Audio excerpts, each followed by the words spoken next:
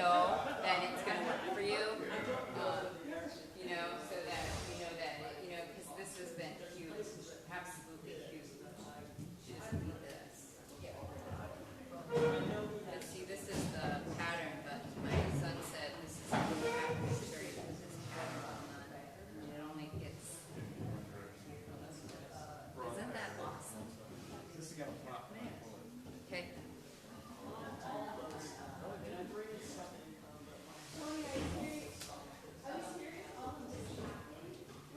So anyway, it's kind of, I've learned a lot. I've learned all this on the fly. I'm in my 50s, so this is not like innate. I didn't grow up with computers. My idea of a mouse is the little thing that runs around with a tail and it's furry. Yes. Right.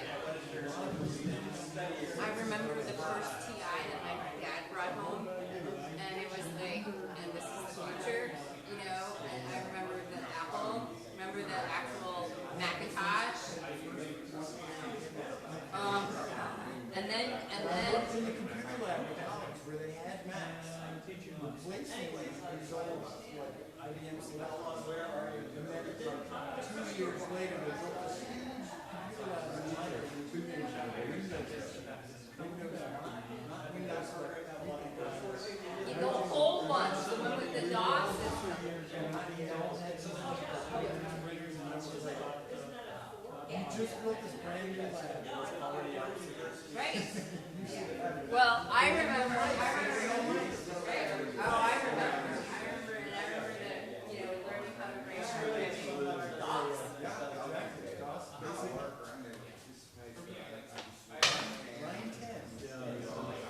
What is the, in what area is science?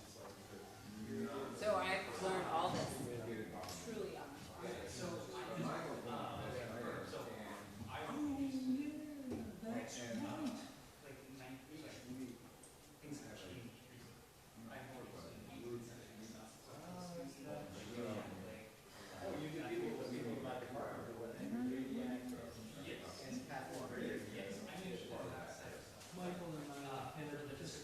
Do you need that to go on and it's not going on? I think I should have done something differently. The one building party that started this whole racism. It's coming on. Like, doesn't it? Yeah, exactly. That was maybe one of the things that I've always been disturbed at this concept of anti-racism. Well, it certainly is on. And one of the things I Yeah, we have some issues. Science programs, of course there's a lot of value in history science. You know, if you want to have a community less Can I soul, give you one part of it? Sorry. I I feel so bad. I'm just like, you know, the first thing that people would tell me, yeah. he's making Thanks. racist comments, but I appreciate then I that. said, no, Tony, they know me from all the years I've been contributing. And then things that, while I was writing this stuff through, I realized here's the sad thing.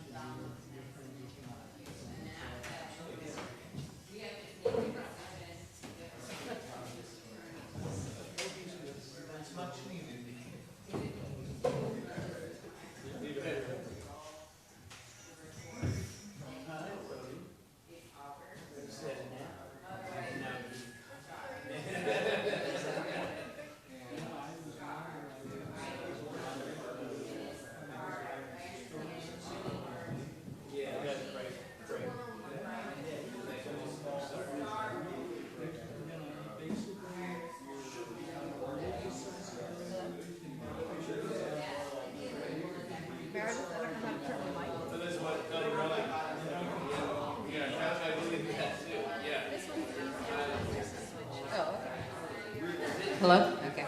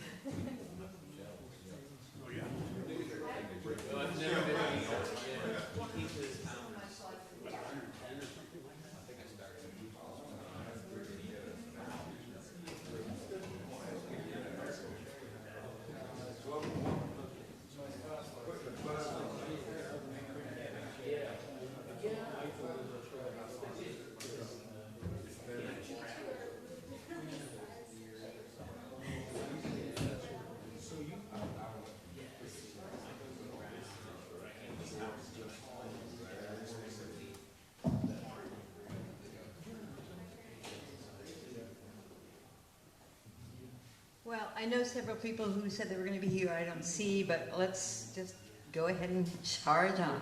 So this is a meetup of people who are members of the Religious Naturalist Association, and those who are not members. I trust there are a few of you, I know there are some, but who might be interested in what we're doing. And as I said in my talk last night, there have been many conferences that have been initiated within IRAS that I would say even sort of jump-started with the current interest in this orientation. Here I'm going to talk about what happened within IRAS as opposed to the conferences. So I would say that the idea of religious naturalism, at least for me, came with Loyal Rue's book called A Mythia in 1989, a little book, I think it's even out of print now. But it described the fact, or his observation, that Western civilization in particular was lacking a myth, that many of the myths that had buttressed Western civilization were no longer plausible and didn't work for a lot of people, but there wasn't another one, and he then suggested at the end that what might work as a myth is in fact our scientific understandings of nature, the history of nature, and so on. And so that inspired, once Loyal and I started coming to STAR conferences, the conferences that I talked about last night, that were based on an interest in this understanding of reality. And from 1990 on, a number of IRAS members have published books and Zygon articles and so on about this. And in the mid-1990s, a bunch of us formed something called IRAS-RN, which was we saw as a special interest group within IRAS and tried to get RN going within IRAS in that way. But as we may again address when we talk about doing starting something new within an institution that already exists, it's hard to get institutions to shift gears, and it really wasn't working out very well. And so in 2014, Michael Cavanaugh initiated the formation of this Religious Naturalist Association, abbreviated RNA, and most, if not all, of the members of the board and lots of the initial members were IRAS members. So what I'm talking about is an IRAS initiated and inspired group, but it is independent of IRAS in particular. So today I'm going to, let's see if I can get this closer to my computer. What I'm going to do is, for those of you who haven't heard about this orientation, I'm going to go ahead and give my sort of boilerplate introduction to RN that I do in church basements and all sorts of other places. I'm going to do it quite a bit more rapidly than I would do with a neophyte group, since I assume that most of you guys know the general punchlines, but just to give you an idea of how we are presenting and thinking about this orientation.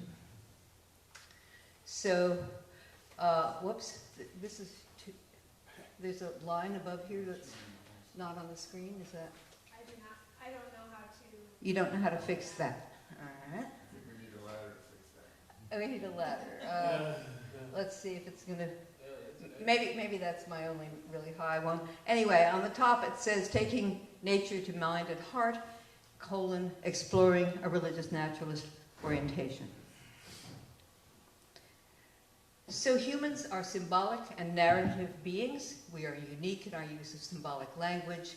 Symbols point to understandings and meanings. We organize and remember these understandings as language-based narratives. The logic of explanations, descriptions, and instructions all take narrative form, and we also each construct a narrative self. So some of this I talked about last night. Each religious tradition has a core narrative, an obvious exception being a mythos, a large story. So any tradition that you're familiar with, or you can run through your mind, the life of Buddha, the life of Christ, what the Jews were doing in the deserts, and so on. There are stories for each of the traditions that we know of. And what we see religions doing is three things with respect to these stories. Interpretations of these stories are actually embedded in the mythos itself and elaborated by religious leaders. So you go to church and they read John 22, and then the pastor interprets what John 22 means to the congregants. Spiritual responses to the mythos are elicited via art and ceremony, again, administered by religious leaders. And moral ethical edicts are in fact usually built into the fabric of the mythos itself. This was a bad thing to do, this was a good thing to do. And then religious leaders, again, elaborate on these moral ethical edicts. So scientific inquiry has provisioned us with a mind-blowing new core narrative, the history of nature, the epic of evolution, and so on. Loyal Roos' version of this is everybody's story because it is a story that influences everyone on the planet. So here's an outline of the story, all of the various things that happened and when they happened, and just to make it a little bit amusing, I've broken it down into, if you were going to college, what would be offered during the first period. So in the first period of this story, from the singularity to supernovas making new atoms, we could only do physics and mathematics. Once the solar system, the Earth, and Earth evolution happened, we now have chemistry and geology courses to take. Life on Earth and the evolution of life, awareness and interdependence of life, we can now take courses in biology and ecology. And then animal minds, 550 million years ago, we can start taking psychology courses. Social minds, we have sociology courses. And then hominid minds and human minds, of course, showed up very, very recently. And the humanities, of course, include religious traditions as well as art, music, and human history and philosophy. And these are created and transmitted via language-based human cultures. And very importantly, these are all part of nature in our view. It's not that these are separated off. They're natural. So some images, Hubble, of the galaxies in the universe. A supernova that moves the kinds of atoms that are available from just hydrogen and helium to forming all of the middle group and of different kinds of atoms, and then down at the bottom are ones that humans have figured out how to make in the lab.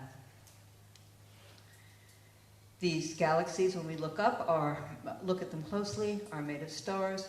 Here's Andromeda, which is one very similar to our Milky Way.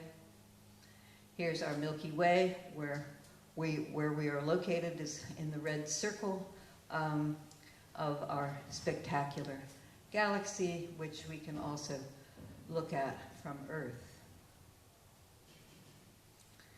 This is a picture of Earth from Mars, from the little dudes running around on Mars, which I absolutely love because, of course, like the other night, we could see Mars, right? And there was also a little dot. So we're dots. Familiar view of the Earth from space. The very important fact that the Earth is changing constantly. So 150 million years ago, the continents looked quite different from where they do now. And 450 million years ago, the continents are unrecognizable in their positions. So there's continental drift and all sorts of attendant changes in terms of oceans and so on. And this is again what I did last night. So very quickly, we went from non-life to life.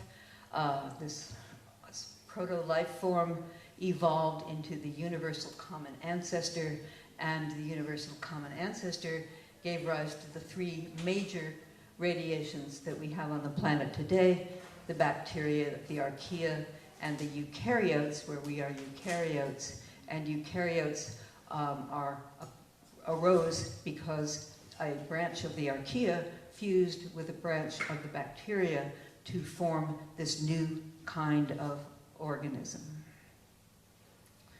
Here are the three groups, and archaea and bacteria are all very tiny and single-celled, but bacteria, of course, are by far the most abundant critters on the planet. The eukaryotes, here is the common ancestor to all of these all of the life forms. Here are the eukaryotes, and I usually ask my audience to find where the animal, where we are, and they usually can't do it. And then when there's an arrow with animals, I see some faces who, oh, I was looking for human.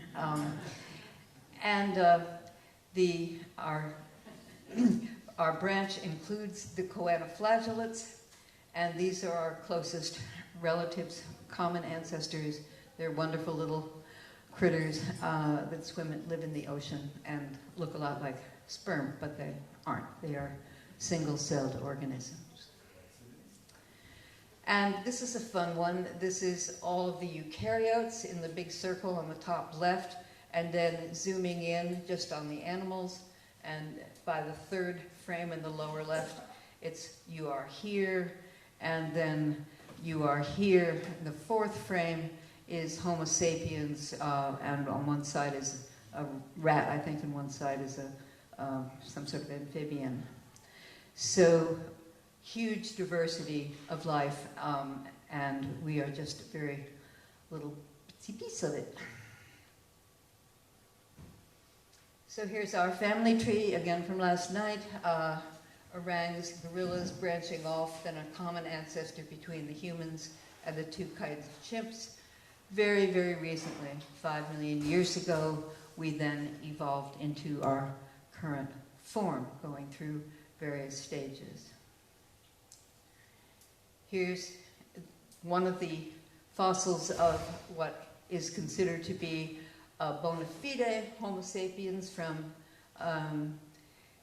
Ethiopia, and an artist was asked to draw a simulation of what this person would have looked like, and of course this person had black skin, and so of course racism is bullshit. Terry Deacon points out that we are a whole new phylum of organism in terms of the kinds of things that we uniquely do, which doesn't take us away from nature, it just is something that we get to be in awe of. So here's everybody's story again, with us showing up very recently.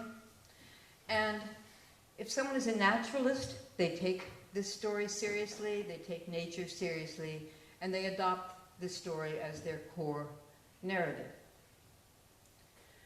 A religious naturalist also explores its religious potential.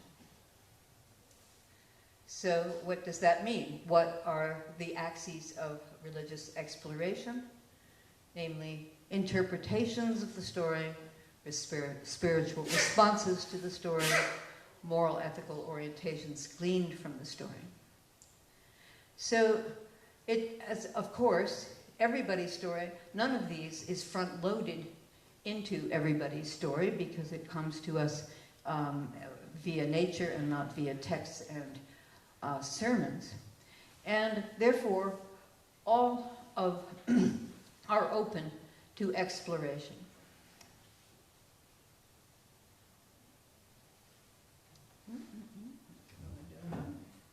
Oh, no? We are frozen.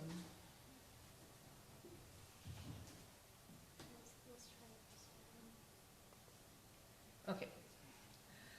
So the interpretive phase, if we think about everybody's story, entails asking big questions along philosophical or ethical existential axes. So the big one, of course, is why is there anything at all rather than nothing? And then how does everybody's story inform my experience of being a self? What does it tell me about death, love, evil, the search for the meaning of life? All of these questions are posed when one contemplates this story. The spiritual axis entails exploring inward religious responses to everybody's story, including awe and wonder, gratitude, assent, commitment. What am I? If you just click on the arrows back and forth, Yeah. these arrows here. Right. So, okay, maybe it's my arrows are looking at. All right.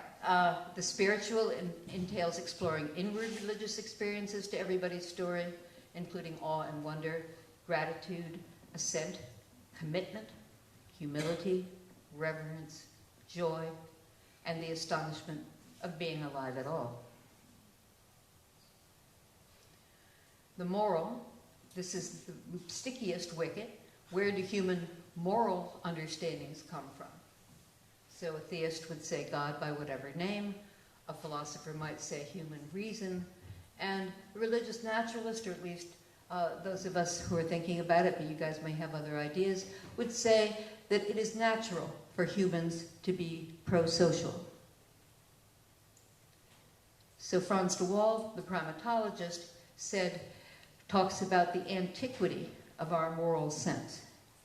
And we can look at a few images of our cousins, the chimps and bonobos.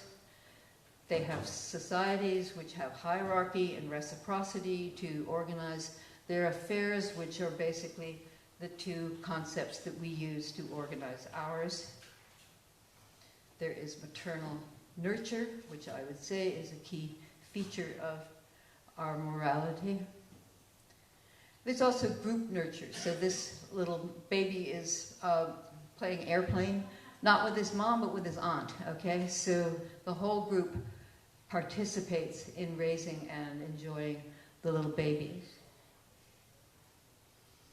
Lots of friendships that involve grooming and protecting one another if there's a problem in these cultures. And empathy. So here are two zoo bonobos, and Tico on the right has a boo-boo, and sorry, that's Lucy, and Tico is looking at it with concern.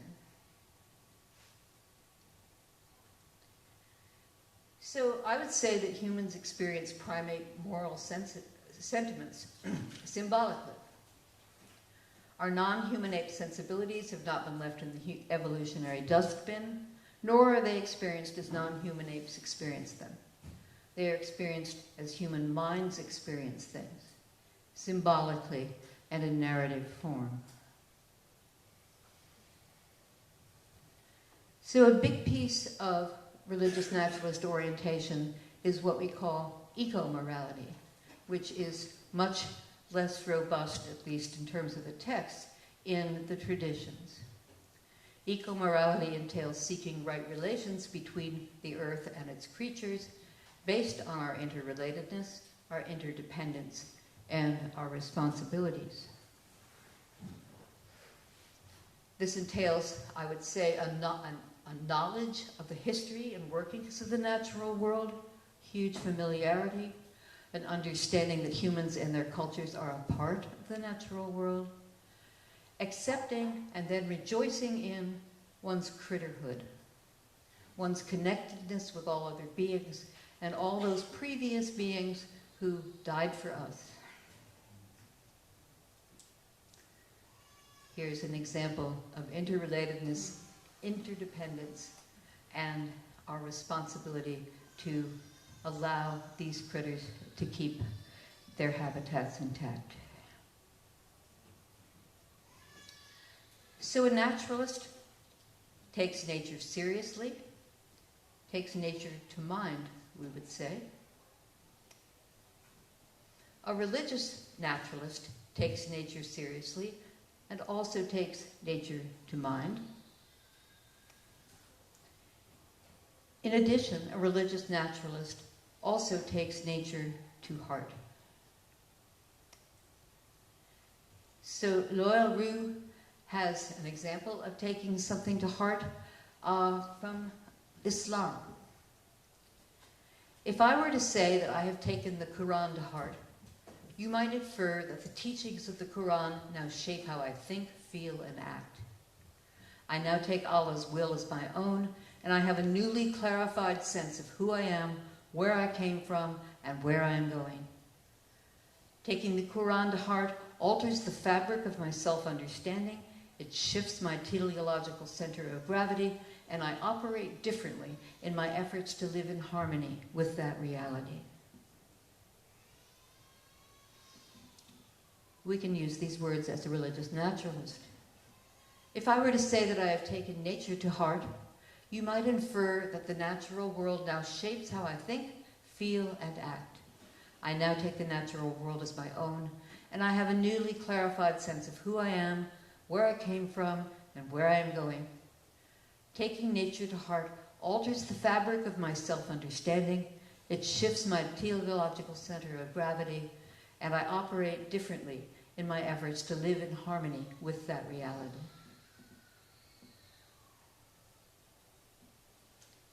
Taking nature to heart means that your heart can be broken.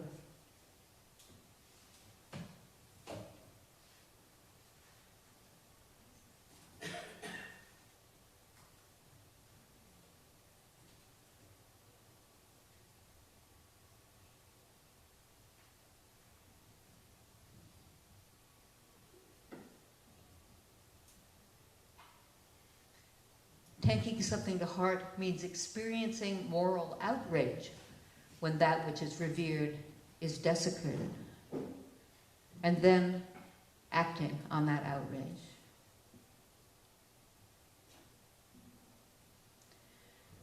So there isn't any such thing as religious naturalism text. Many different concepts and ideas and interpretations and expressions of it have been written, but I thought I'd put up a version that was written by this IRAS RN group that developed around 20 years ago. We tried to come up with something, and here's what we came up with. We find our sources of meaning within the natural world, where humans are understood to be emergent from and hence a part of nature. Our religious quest is informed and guided by the deepening and evolving understandings fostered by scientific inquiry, and the mindful understandings inherent in our human traditions, including art, literature, philosophy, and the religions of the world. The natural world and its emergent manifestations in human creativity and community are the focus of our immersion, wonder, and reverence, and our common naturalistic orientation generates our shared sense of place, gratitude, and joy. We acknowledge as well a shared set of values and concerns pertaining to peace, justice, dignity, responsible freedom, the richness of ethnic, cultural, and ecological diversity, and planetary sustainability. We are committed to furthering the realization of these values and are convinced that the naturalist perspective has much to offer in this process. So in summary, a religious naturalist is anchored in and dwells within her understandings of the natural world. He finds religious orientation within that meta-narrative and develops mindful religious responses to it, interpretive, spiritual, and moral. Importantly, these responses often deeply overlap those espoused by existing traditions. The adoption of a meta-narrative does not necessarily alter the human impulse toward common spiritual and moral sensibilities. Rather, it influences how we get there. And if we have a gospel, it's Mary Oliver's Wild Geese. You do not have to be good. You do not have to walk on your knees for 100 miles through the desert repenting. You only have to let the soft animal of your body love what it loves. Tell me about despair, yours, and I will tell you mine. Meanwhile, the world goes on. Meanwhile, the sun and the clear pebbles of the rain are moving across the landscapes, over the prairies and the deep trees, the mountains and the rivers. Meanwhile, the wild geese, high in the clean blue air, are heading home again.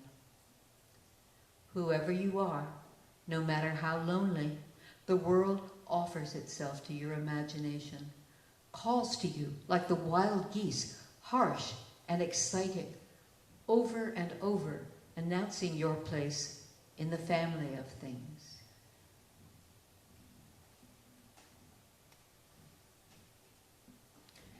Okay, I can do that in 20 minutes.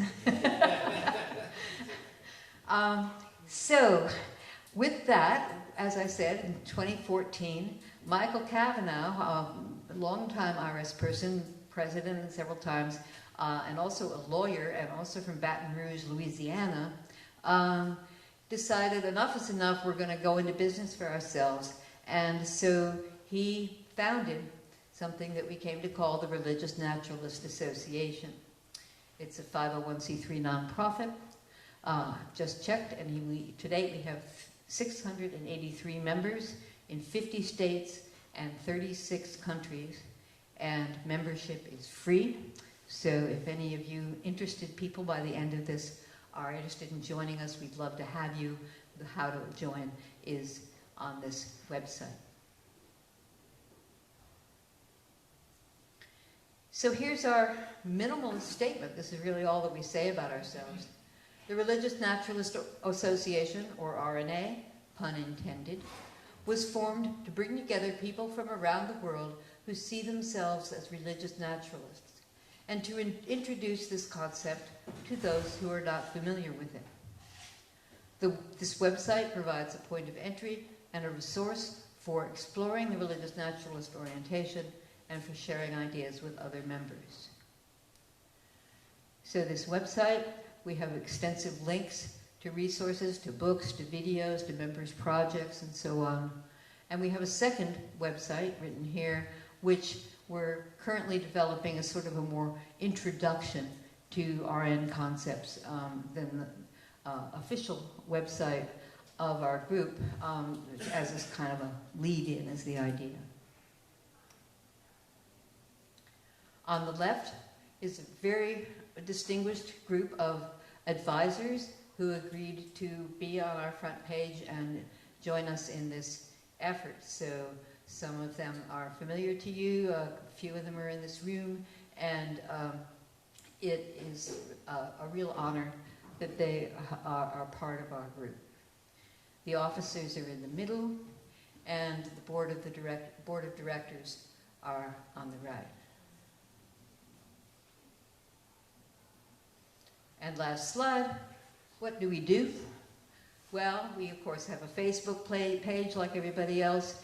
We also have two Google groups, one general and one for clergy, and the general Google group has been very active and very productive. It's really amazing. A number of Google group folks are in the room, and they very thoughtful stuff.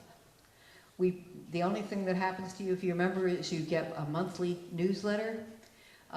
We've tried meetups and regional Zooms with sort of mixed effect. The encourage awareness part of our statement is the main kind of thing that we started out trying to do, and at this point we feel like we at least have a handle on that. But to encourage awareness more, we are actually in the process of hiring someone who knows how to do outreach, and we'll see whether that increases our mission. But mostly, so far, we've just reveled in the knowledge of each other's existence. And that is great, but we're 5 years into this, and at some point soon, we need to decide where we go from here. Whether we stay this little group with volunteer members and being sort of nice to one another. Who was it who said being nice is something we're supposed to do? Or whether we grow. And the Thursday night session, that question is actually going to be something that we're going to consider. But right now, here's the introduction to what we do, and I'd love to have any comments or questions.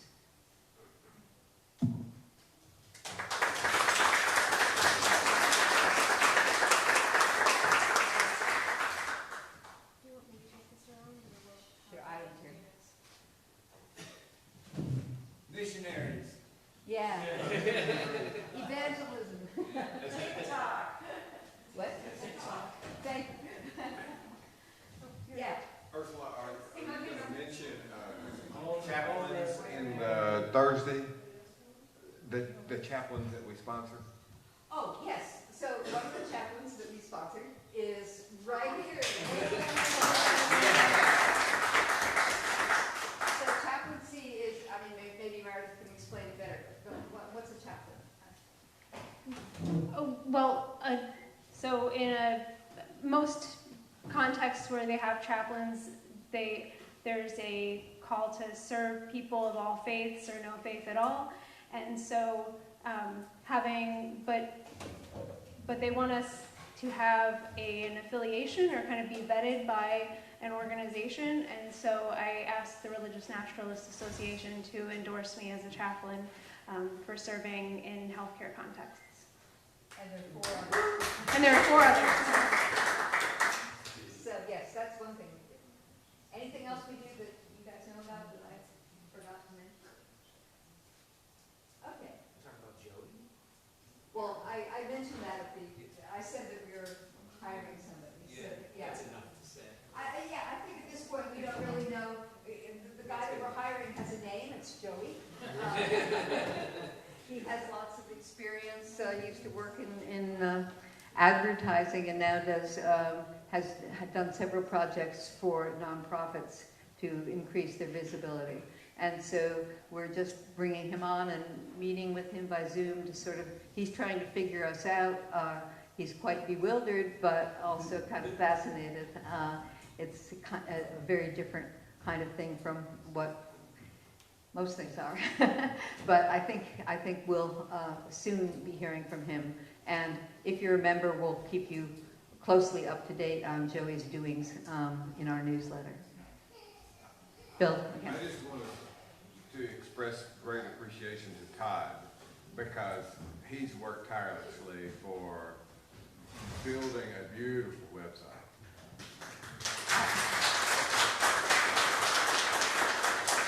Much as we appreciate Todd, actually the big heavy lifting on the website has been done by our 4th member of our executive group, and that's a guy who actually lives in Canada named Terry Finley. And he and Todd have been working together to get both websites going. So a shout out to Terry too.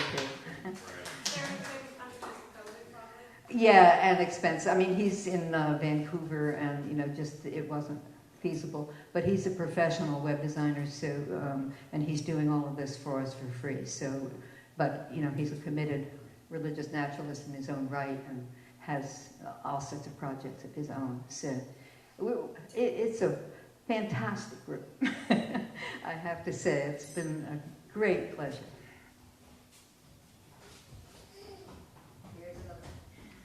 So, a question I keep asking myself is a compelling narrative, a story that pulls people in, I think usually has something like a wound or something that has gone wrong or something that is threatening to go wrong.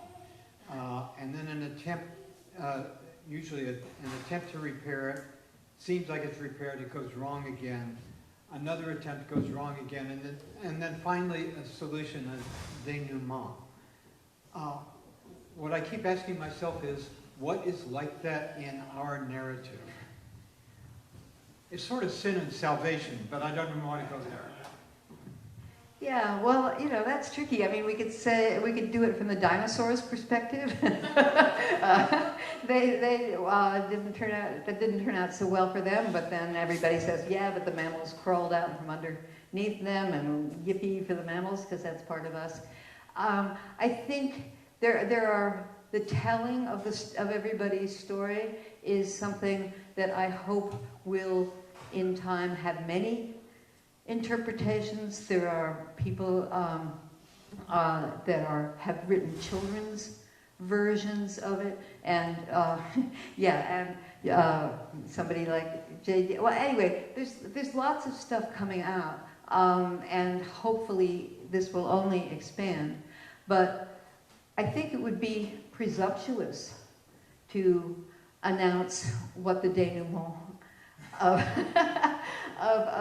everybody's story is. Well, Janet has done it in her sermons and reminds us that eventually there's going to be a heat death, and the whole earth is going to subsume into the sun.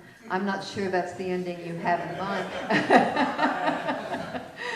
But, so you can kind of take this story and pick in it what, floats your boat and what you might want to grieve about. Certainly the impact of humans on the planet, some of those slides I showed at the end where, in terms of our moral outrage about our impact on the planet, is front and center in our eco-morality agenda. What we can do about it and so on isn't clear, but I think all of the people who, I shouldn't talk about 680 people who, most of whom I don't know, but I can't imagine being a religious naturalist without being terrified of the climate crisis coming forward and doing, what we can. So what can we do that's more helpful than recycling and not turning on our air conditioning? It's something, though, that is, I can't imagine we're not all going to be very much active in whatever activism is in the future on trying to turn things around. Mark, when you asked your question, the thing that came to mind for me is that 100 years from now, we may very well have an environmentally related story that is symbolically very similar to Good Friday and Easter. We just have to wait a few more generations to have our denouement.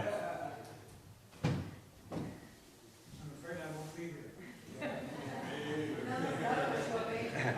So this goes back to some of our discussions in Todd's wonderful session, where we're asking about celebrants and chaplains, but I wonder also about small fellowships where groups of like-minded folks in a region get together for, mindful hiking in nature or celebrations, or have those kinds of. You talked about Zoom, but we've been in COVID times too, so you can't actually get together in person. But I'm wondering if there are organized activities like that that folks have worked on. So Michael got regional groups growing. So the one I was involved with was called Tennessee Plus, because I used to live in Missouri. And the thing is that it's hard to sustain things like that without probably, paid somebody or other to nooch people. I don't know. I think that as it turns out, we've been lucky this week. We have a whole evening session tomorrow where the whole agenda is to talk about how could this kind of orientation translate from what it is now, which is a kind of, everybody for themselves, but we're at least talking to each other and interested and excited. How could it become more institutionalized? And why don't we leave, you can raise the question, but let's bring it up again Thursday evening, okay?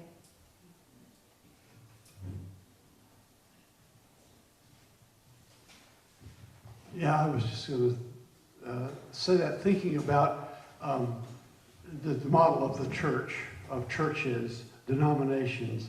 A lot of them put a lot of resources into having one institution planted, a mother church. You see that among several denominations, and you can see them historically around the country, that this is where the Baptist church in Providence is where American Baptism came from. So the question is, would you envision religious naturalism 100 years from now to be a denomination with a series of churches, or would you look for some other model? And I'm not here, having devoted my life, the last 20 years to parish ministry, not saying that church is necessarily the future of any movement of what that is, but could you envision something like church? Okay, I'm going to leave that question on your minds until Thursday, and I want you to all come with an answer. I can certainly say that if there were a church anywhere near me where Janet Newton was the minister, or for that matter, Linda, even though I've never heard her preach, I would go every week and tithe myself 10%.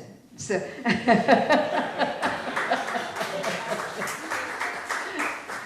So, these are all the kinds of things that we are so excited that we're here on the island this week to start to talk about.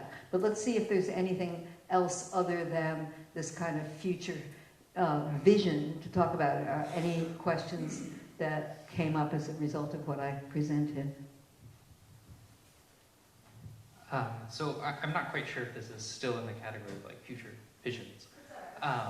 But do you think of RNA as politically a religion, in the sense of, suppose you were to institutionalize, is the thought then that this would be something that's tax exempt, like other religious institutions?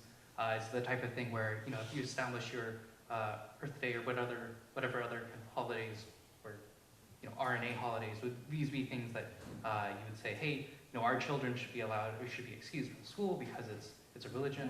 I'm just interested in the politics of how you imagine this, and how much of a religion you think it is. Okay, everyone wants to talk about this, so this is fine. It's close to my heart. So we're a 501c3, which means we're a nonprofit. So we are exempt from taxation just like any other religion. So that takes care of that. And whether someday there'd be enough of us that we could influence the school systems to have winter solstice holidays and things like that is a wonderful fantasy. But, that's where we are. I think that the holidays that happen now in public schools, very few of them are religious, and in fact, the public schools get nervous about having that happen. So even at least in Massachusetts, you're not supposed to have imagery of Christmas at the time of Christmas. You have, Santa Claus is sort of okay, but not nativities. So yeah, you go. Oh, did you have another piece of this? Just to clarify. So just to clarify, when you're thinking of RNA, you're thinking of it as kind of at the same level as, say, Latter-day Saints, or as Judaism or Islam or something like that. Not yet. Okay, well, not yet in the sense of you possibly don't have enough church members or whatever, but on the same level as in qua religion, RNA is just as much a religion as these other things that we traditionally consider to be religions.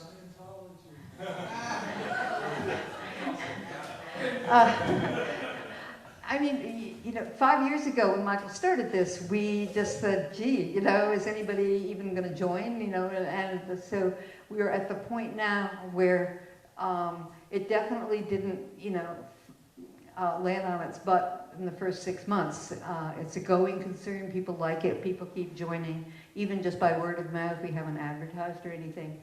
And whether our Joey is going to expand things and in what way, we don't know. And what we'll do after that, we don't know. But it would be, the RNA per se is set up, and I think in my mind would always be the case, that it's more of a resource, a way of letting people know about the religious naturalist orientation, and that the orientation that is on offer is different from the association that is promoting it. So I don't know whether there are any analogies like that. Is there a Jewish outreach organization that tries to get people to join temples, and then there's the temples themselves? I don't know how that works. But anyway, what RNA is right now is just something that people could join. Okay, in hearing you talk, this just popped into my head. So is Mary Oliver a member? She's dead. Yeah, and about 6 months ago, maybe a year ago, was it? Okay. Anyway, recently. You've been around 5 years. No, so this is, one of the things we've joked about is, what if Brad Pitt or Michelle Obama announced that she was a religious naturalist and went online? Would that change everything? And maybe so, but we've been, maybe just because we're shy or something, it's not like we've sent promotional material to Brad Pitt or Michelle Obama. Or Mary Oliver. Well, certainly not Mary Oliver, because she's dead. Oh. Yeah. Right.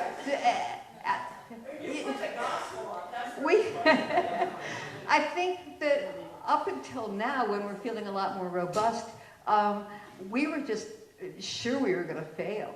I mean, and the idea of inviting a celebrity to join us when we had, 123 members, which is, not even the number of people who show up at most churches on Sunday, was a little bit awkward. I think that now that this seems to really have a pulse and everything, the idea of, working on things that, Carl Sagan's wife, Anne Royard, is coming out to see me in the fall, and I think I'm going to be able to convince her and her daughter Sasha to join. So celebrities are good, but, what we really want is everybody. Okay, I got... We just need a symbol. Can we get a symbol so that you can have like the tattoo you wear in your... Yeah. That's all. You need a symbol. So we have the symbol that we've been using. It's this wild piece of thing, and we have various versions of it, but it may be that some other symbols, we may need to have the symbols content. I was just thinking an RFP for symbol logo creation. Also, the Mary Oliver estate would take issue with that, because they're very intense about protecting Mary Oliver.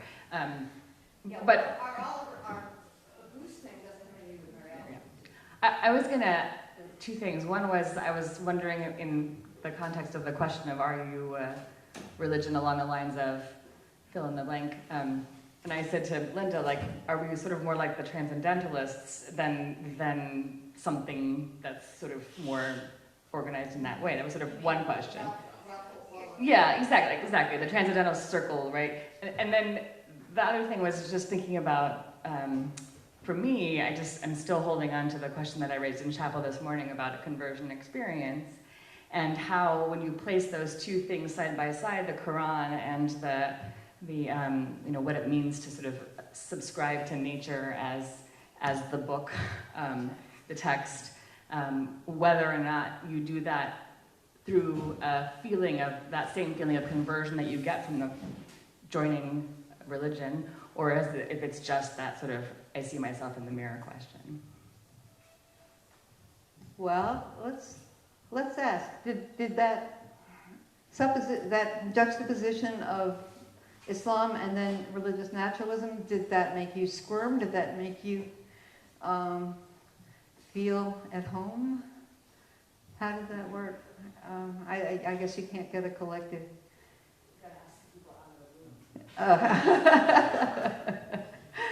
Okay. Well, it made me feel at home, Mama.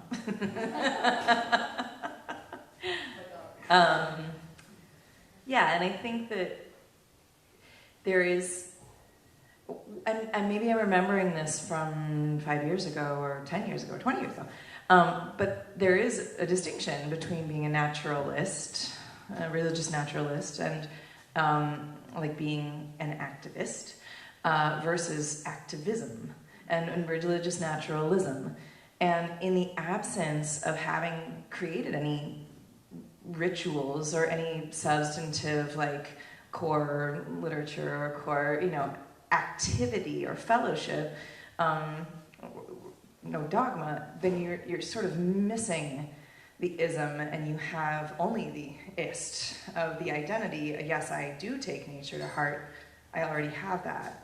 But I think the next step is creating the content of the ism that we're going for. So that's my what I would lift up on Thursday. But is there still a distinction between naturalists? Yeah, so we intentionally wound up calling this thing the Religious Naturalist Association rather than using the ism, and that was because of a experience that in general people don't like isms these days. Okay, so we thought we might get in hot water, but even more importantly, we didn't know what ism we would use. So that statement that I wrote, I intentionally said this is a version of religious naturalism, and I said here's the ism because 20 of us got together and clobbered together 3 slides worth of orientation.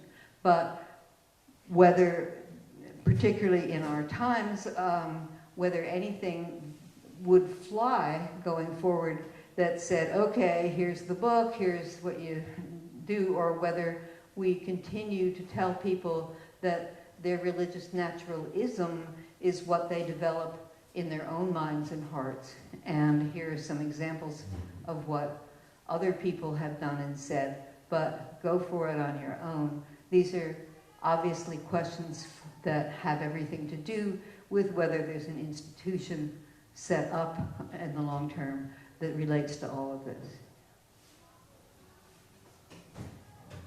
I don't know if it exists, but is there any outreach to other organizations that might be similar-minded? The Unitarians, the Ethical Cultures, maybe the American Humanist Associations, and others. Has that been tried and failed? Yeah, we did this one during Todd's workshop and shared the Unitarian experience, which didn't work, but there were a lot of historical reasons why that might have been the case at the time that we tried.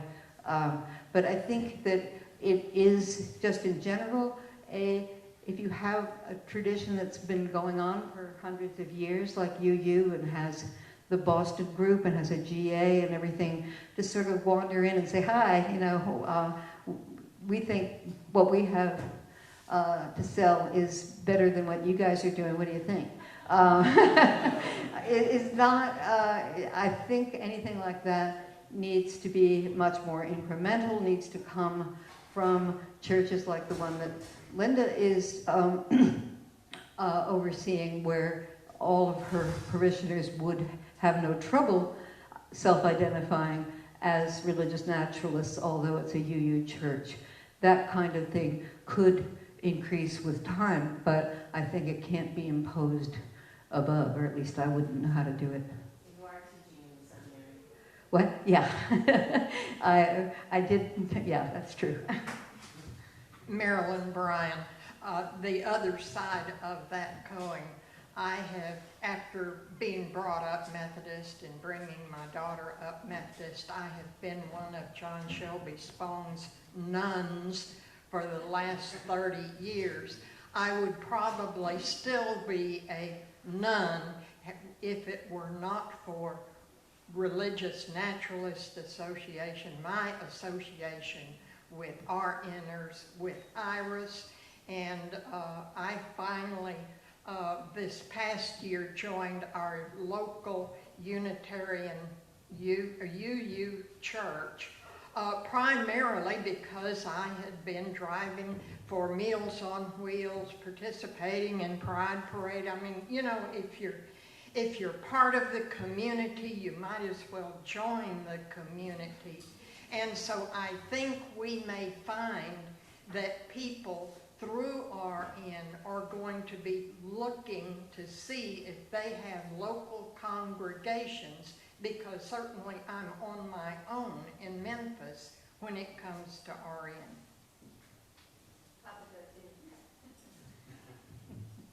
Oh, you already, okay, I'm moving there. What I see happen is not so much a conversion experience, but a good description of self. And that seems to be, you know, as we wander around, there didn't seem to be something that fit. And all of a sudden, you hear a description of, you know, religious naturalism, and it's like, wait a minute, you know, I finally got somebody that makes an accurate description of who I am. It's not a matter of conversion.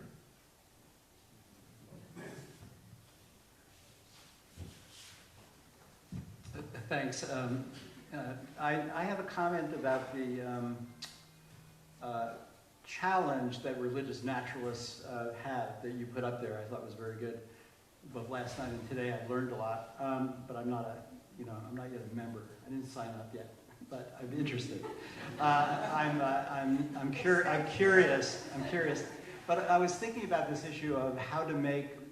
You talked about the sort of what ethics, as it were, would it be entailed? So we might think about what, you know, for every traditional religion, there's usually an ethics and a politics. So it's an interesting case that you have a complicated case here, because you pointed to, and I think this is a natural thing to do. This is nothing I have a solution for, I'm just talking out loud. You said, well, we naturalists can go with something like, say, a Franz de Waal kind of idea that we're pro-social. And I understand you're trying to get mileage out of our pro-social side. The trouble is that Franz de Waal, actually, his considered view is that we're bipolar apes. We're naughty and nice. We're selfish and we're empathic. And so if you just were, as it were, to like water the sprouts that we have, there'll be some problems. So this is always a tricky case. And then there's even the question about, you know, there's also prioritizing questions. Which part of the world? I mean, eco-morality does seem to sort of obviously follow really quickly. But then for any group, one has to ask the question, if as soon as one goes in the direction of caring for everything that there is, which ones you prioritize? And one might think, well, you know, there are clearly the environment is one of them, but one might wonder and think about what are the resources in religious naturalism to focus on issues of social justice, on racism and homophobia, the ones that are really right in our face, sexism, the ones that are right here and now. It's not obvious to me how religious naturalism would give you any sort of particular reason to want to go to where I'm inclined to want to go to first, to like the Black Lives Matter type issues, which are salient. I can see how it would warrant progressive attitudes towards it, but it's not clear sort of how it would lead to a robust particular view. I should add that, you know, there are other forms of naturalism in the past that have had these problems, like, you know, natural law theory in the Christian tradition. Clarence Thomas, for example, is a natural law theorist. And even were you to drop, he is. That's, So Ayn Rand is a naturalist. Yeah, the virtue of self. I mean, so these are, you know, whenever one goes to the natural world, as it were, to see what trajectories it reveals ought to be supported, you know, and we're not going to be nice to cancer. So these are very, very complicated questions that there's huge amount of literature about elsewhere. These have been thought through before. But getting a contentful moral code, it's easier if you just say, our God says this. Then you can spell it out. But nature is sort of indeterminate in terms of what it wants. For reasons that Matt McKenzie brought up earlier today, it isn't like the forms or what God thinks are antecedent to the world.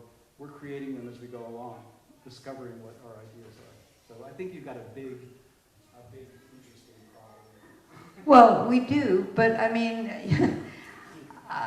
the Old and New Testament are not exactly great on social justice. So it's, I mean, you know, you can find stuff in there, and you can also find stuff that is absolutely horrible.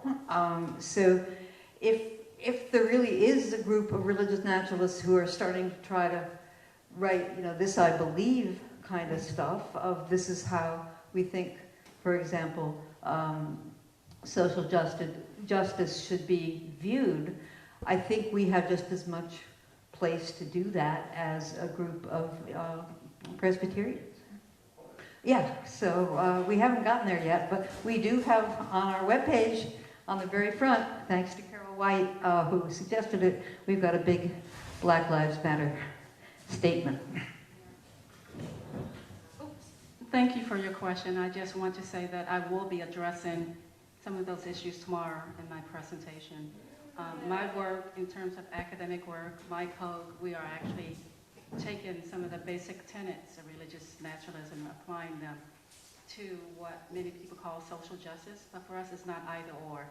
It's really about materiality, and humans are part of the natural world, and so we're looking at how we can be as robust as possible in applying our values to all of materiality. So I'll be addressing especially racism tomorrow.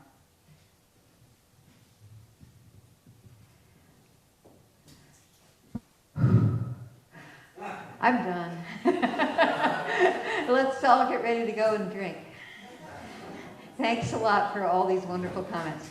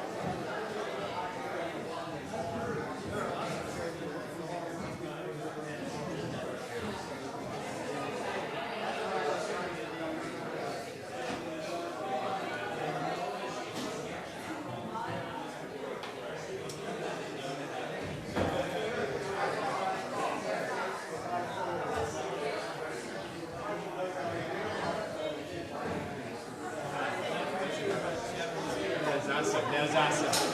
Hey, can I ask you one question on your slide? Yeah. They have the board of directors. No. If you could just on your slide and put me on it, it's important to me. It's part of my big identity. Right now. But it has to be. Yeah, he's doing it. Yeah.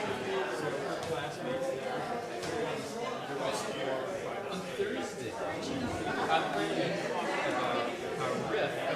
I'm going to riff on aesthetic experience and landscape. It's a different version of what I talked about on Monday. But is that really what you're talking about? You know what I mean? I'm saying,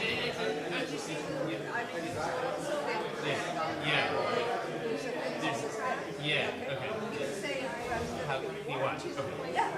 Really? That'll work.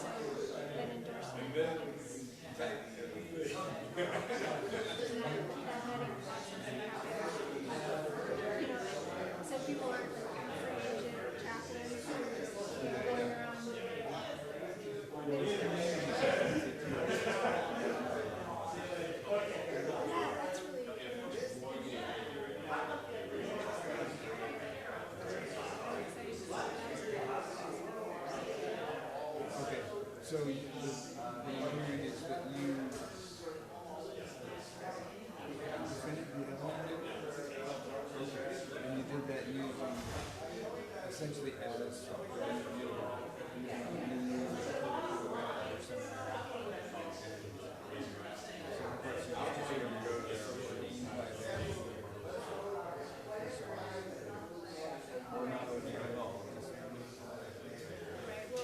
Will I just stick with religious naturalism?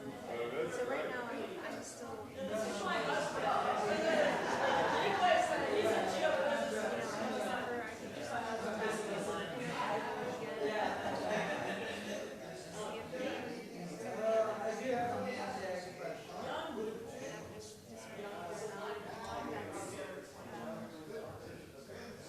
whether or not that's important to me. What's your thought about your daughter? She identifies as a unit, and her gift is to meet people exactly where they are. So when she was a union out of graduation, she was a model for I'm not going to get the wording right. Basically, she was the most promising Islamic scholar, even though there were people who were actually Muslims who did not get it. And she didn't focus on that. She's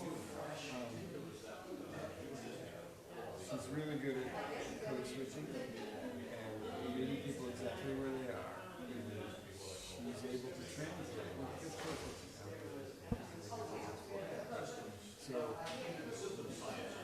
for her, chaplaincy is about helping people through whatever they're going through, their joys and their great despairs. She's really good at that. So she doesn't really have a background of any kind. She asked us what theology is, or she knew in seminary. She describes something about the connections. She doesn't get specific about whether that's biological or metaphysical or supernatural. Only the connection that matters. And so she's good at making those connections. That's great. What's her name? She has for a long time held a strong call to be a Navy chaplain. She can't do that yet because her partner/fiance is a rabbi chaplain, and all of the Jewish chaplains in the U.S. military are sponsored by the more conservative branch of Judaism and their reform. They won't let him marry a non-Jew and continue serving as a chaplain. He's going to finish, right, yeah. But it's religious. So he's going to finish up his current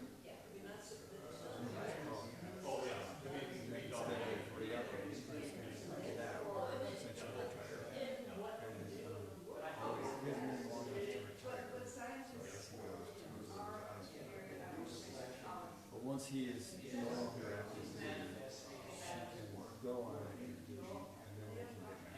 Because as a union, she can marry whoever she wants. I don't know if you wanted that. From what you told me about her, I would love to talk with her. I think it would be, she's so It was a year ago now, about a month ago, that she